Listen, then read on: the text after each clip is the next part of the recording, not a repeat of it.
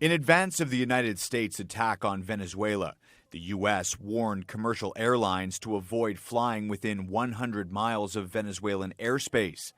Courtney Almeida was scheduled to fly home from Costa Rica on January 2nd, but when she got to the airport, it was chaos. It was crazy. People are just on the floor for 3.5, 4 hours, and then we're going to fly, and then it's delayed again, canceled again. So, at one point I was told sleep on the floor of the airport. Almeida says she spent the entire next day waiting for the airline to sort through the backlog.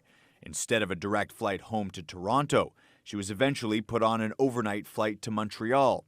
As of Monday afternoon, she'd been waiting over 36 hours for a connection. I was at the hotel last night. I've arrived here today, and I've already been told my flight is delayed. On Sunday, Donald Trump threatened further military intervention in neighboring Colombia and predicted the government in Cuba is on the verge of collapse. Canada has not issued any new travel advisories for the region, but over the weekend, Air Canada said it would allow customers flying to several Caribbean countries to change their destinations at no cost. In their case, it's a smart move because they have to get less people out of the country that if it gets shut down. Travel agent Catherine Villan says she expects some people will think twice about traveling south this winter, but says Cuba has always been a popular destination despite the political situation. People are pouring into Cuba even when there was no food and there was no toilet paper. I mean, that didn't seem to faze people in the slightest. They just packed it and went.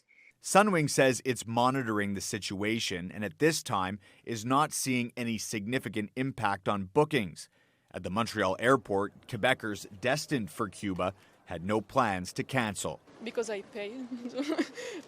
I want to go to playas. No, I'm not worried about it. For Almeida, though, who has already been caught up in the fallout, it's not worth the risk. At one point, I honestly just started crying because I kind of felt like I'm never going to get home, So I'm really hoping I don't have to miss a second day of work.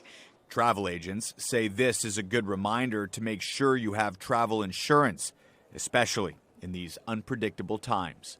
Matt Gilmore, CTV News.